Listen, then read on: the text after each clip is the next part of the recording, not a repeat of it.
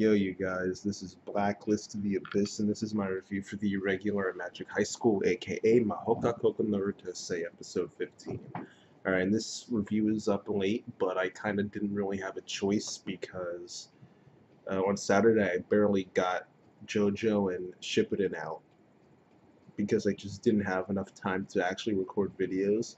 And on Sunday today, well, I guess it's after midnight, so it's Monday now, but on Sunday I literally had no time to record any videos because I have people over my house and they're everywhere, and I just didn't have an opportunity to record a review. So yeah, that's why I had to. That's why this is out so late.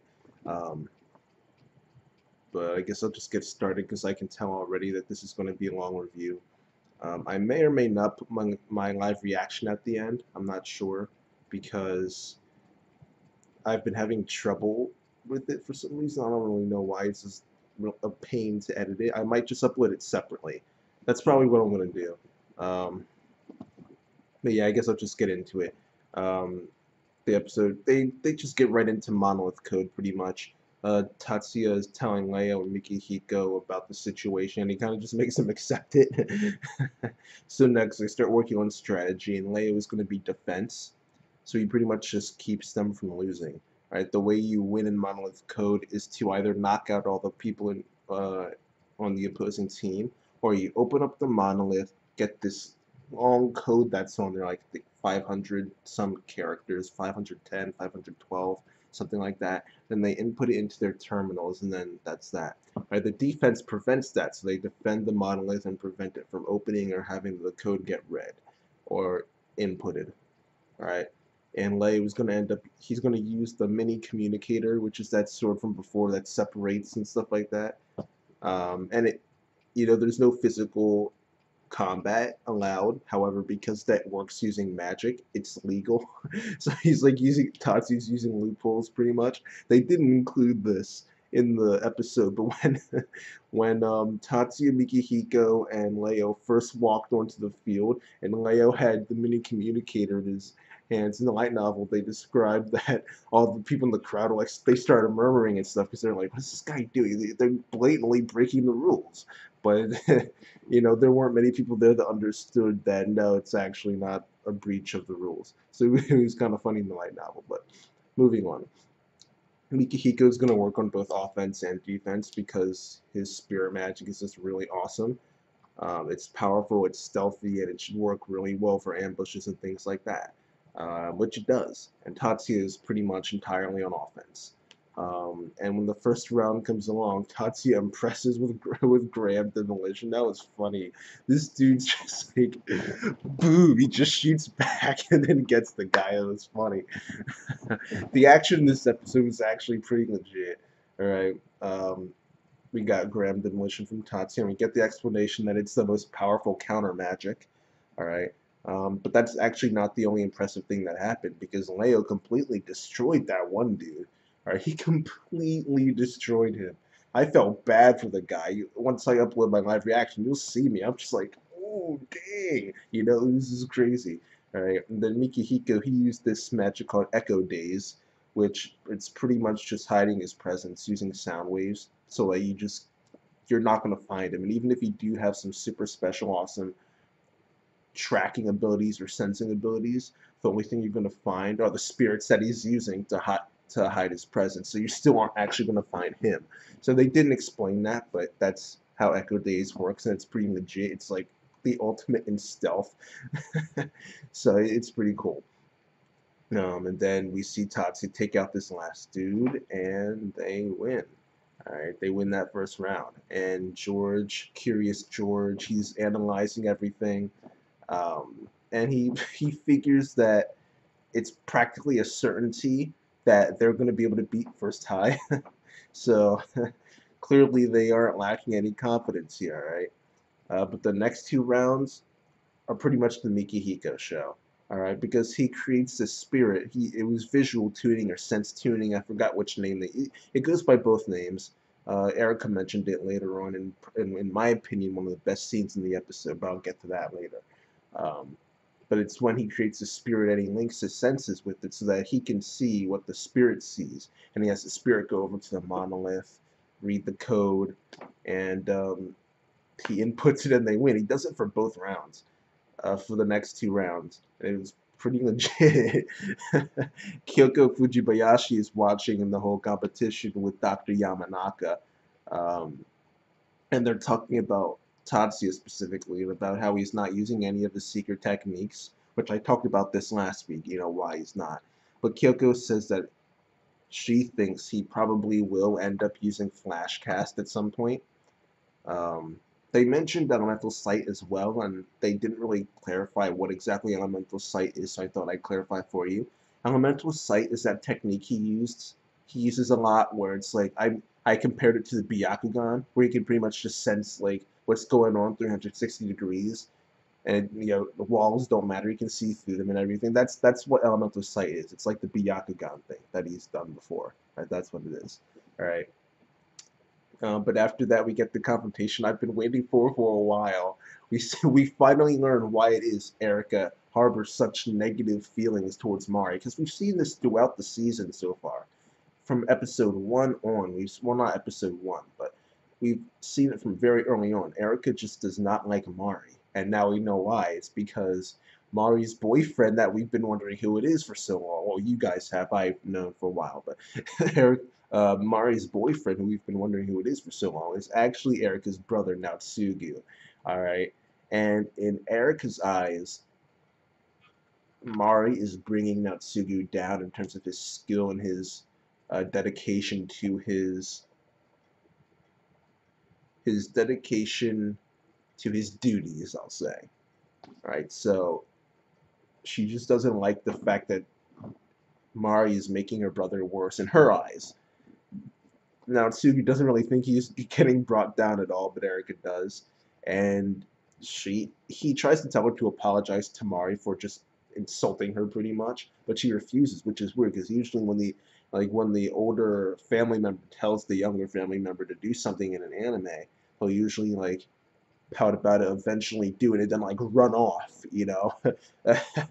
and, and that's not what happened here. Erika just stood her ground and said, "No, I refuse. I am not going to apologize for that woman. Apologize to that woman because she's bringing you down." All right. And Tatsu and Miyuki see this, and they end up talking to her later on. And this was funny. This was hilarious because Miyuki calls Erika a brocon, and she's like, "Oh, whoa! I know you of all people are not gonna try and call me a brocon. There's no way I'm taking that from you, the freaking queen of you're the freaking brocon queen." That's what she called her in the Crunchyroll version, all right? The Crunchyroll translation, a brocon queen. All right. That was funny. I was expecting even more of a reaction than that, because Miyuki of all people does not need to be calling people a brocon. All right, so that was hilarious. All right, and after that we transition to something completely different. Masaki completely dominating Eighth High on his own. This was epic. All right, this was completely totally epic. This was one of the 2 top scenes of the entire episode. All right, this was just epic. This dude just goes in and dominates. George, Cardinal George, freaking what was his name? Shinkoro Kichijoji. Right, him and the other dude on the team who no one cares about, don't even know his name, don't really care enough to know his name or find it out. Right, they're just sitting back, and Masaki just does everything on his own. Like, yo, this dude is epic. And please tell me I am not the only one who cannot wait to see Masaki versus Tatsuya.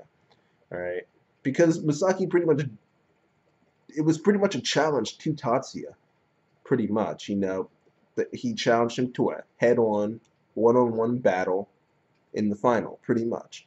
And Tatsuya says that is probably their best bet for victory. He said he pretty much has to accept. So, and they're getting a decent look at Masaki, what he can do, but they're not getting a look at anyone else because he's the only one doing things. But Tatsuya is able to figure out that George probably uses the magic invisible bullet, because the cardinal code that he discovered involves weight type magic, which there are 8 types of magic. I don't feel like talking about it now just because I want to hurry up and finish this and go to bed. And this is probably not going to be uploaded till the morning anyway. So if we're lucky, if you're lucky, I guess I should say. But yeah, that he just deduces from the knowledge that he has about George that the magic he uses is probably invisible bullet, and he was in speed shooting too, so it makes sense. All right, now later on, for First Eye has their match against Knife High, which is, like I mentioned before, Mikihiko's spirits. They win the same way they did the last time, all right? And after this is when we get this conversation between him and Erika, all right? And I need to talk about this because a lot of people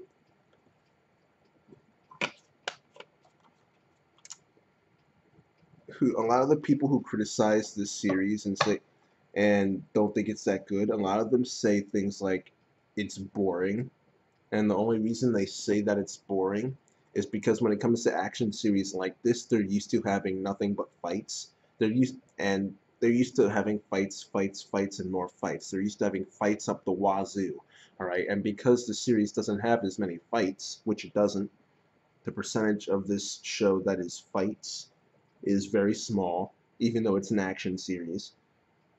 Even now, we haven't had a single fight yet in this arc. It's just been like, speed shooting competitions and surfing, battleboard. Monolith Code is, I guess you could, Monolith Code, that's fights. So we finally got a fight in the arc, but it's just not, there just aren't that many fights. And if you're into the story, then you can fanboy over it all you want and say, oh, that was so awesome seeing Shizuku do this. It was so awesome seeing Honoko do that. But if you're looking at it for the fights, you don't care about any of that. So people end up saying that it's boring.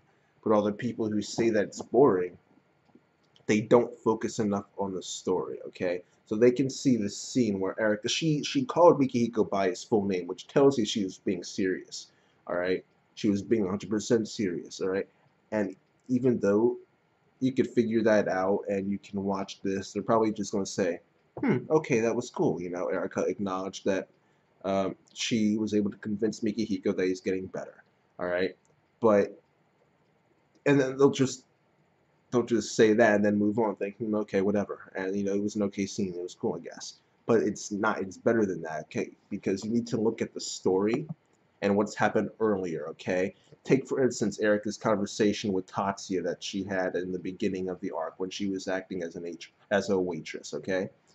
She was talking to Tatsuya about how her and Mikihiko are the same. They're in the same position when it comes to their families, all right? They're the people who are failures, who aren't living up to expectations, and they both feel the stress from that. But now, Mikihiko is improving, and it's bittersweet for her because she's happy for him, obviously. She wants him to improve, but at the same time, she's mad at her own weakness because he's moving up and leaving her behind at the bottom. He's becoming that prodigy that he used to be, but she's still the failure. He's making his family proud, but her family's still going to look at her the same exact way. And it's just hard on her. And you can see that with the way she's acting in this episode. She's just, because of how serious she was, all right? Whenever Erika gets serious, that, things are getting hard on her. Because she's always trying to be joking and have a good time. And, she never wants to show weakness. But whenever she does show weakness, it's always times like this when she becomes super serious, all right? And you can totally get that from this scene. And having Naotsugu show up earlier in the episode doesn't really help things either, because it just reminds her about her position in her family, which, the Chiba family, they're a number. They're one of the, most famous clans in Japan. And even though they're all supposed to be incredibly good, just like Naotsugu is, he's famous. He's famous. But Erika is a Course 2 student. She's a weed. She's a substitute, a replacement. And that she's pretty much an embarrassment to her family, and she has to deal with that alone now because Mikihiko is now rising up and surpassing her. Oh, not surpassing her, but leaving that level that they were at before rising up to new fame, I guess, and just making his family proud. And this scene, it gives development to Mikihiko. It gives great development to Erika, and it gives development to the Chiba family in general, because you get to see more of how it is that it works. As a matter of fact, it's just the way the the world works in general now in Japan, with the way the families work, and all they really care about is having, especially magician families, all they care about is having children that are skilled. And if you don't have that skill, you're just a disappointment, and you're not thrown away, but you're not acknowledged at all, and you're not given any attention. You're not even really treated as a legitimate member of the family. And we've seen this with Tatsuya, and now we're seeing it with Erika as well. All right, so this scene kind of enforces all of that, along while at the same time giving development to these characters. And if you're just looking at the show for the action, then you miss all this. All right, but once you watch it through once or twice and you pay attention to the story, you catch it all and you realize just how great a scene this really is. All right, so that's probably my favorite scene in the episode, more so than even the stuff with Masaki, because it really was just that good. It really was. You know, if you have the time, just go back and watch that one scene again, and you'll notice that everything I'm saying is true. Just the way she's acting, the words that she's saying. You can go back and watch the scene where she had that talk with Tatsu. You'll notice everything I'm saying is right, and you'll realize just how good the development is for Erika in those scenes. But yeah, I like that scene. I thought it was great. Right. Moving on, finally, we get to a scene where Tatsuya is talking with Haruka. She dropped something off for him from Kokonoe, Yakumo, and while she's there, Tatsuya decides to ask her if she can figure out where the hideout for No Head Dragon is. So we know that there's going to be a confrontation between Tatsuya and No Head Dragon now, because he's gunning for them. All right, he's been focusing on the Nine Schools competition now, but right now he's starting to think about going after No Head Dragon. Right, so we know there's going to be some type of incident. All right, with Tatsuya versus No Head Dragon. He'll probably take someone with him, just like he did with the Blanche incident. He's going to take someone with him. It's just a matter of who. Um, So I'll just let you guys make your own guesses as to who he's going to bring with him and how this whole thing is going to go down. But that's pretty much it for the episode. At the very end, there was another conversation between Masaki and George, but I don't really care that much about it. So yeah, that's that, you guys. So overall, I'll give the episode an 8.5 out of 10. Because of the conversation Erika had with Mikihiko, the epicness of Masaki taking on what was 8th high or 9th high? 8th high, I think, all by himself. Plus the first round that first high had, where Tatsuya debuted well, he didn't debut Graham Demolition, but he pretty much debuted Graham Demolition to the others.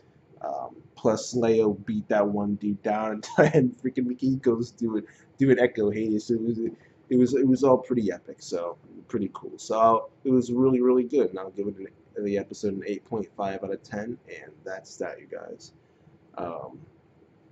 Like I said earlier, my reaction, I'm just going to upload that separately because I'm just having too much trouble with it.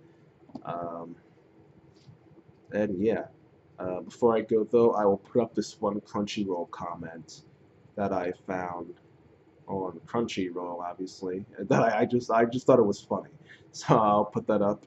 And yeah, that's that, you guys. Episode gets an 8.5 out of 10. Rate, comment, subscribe, and I'll see you guys next time.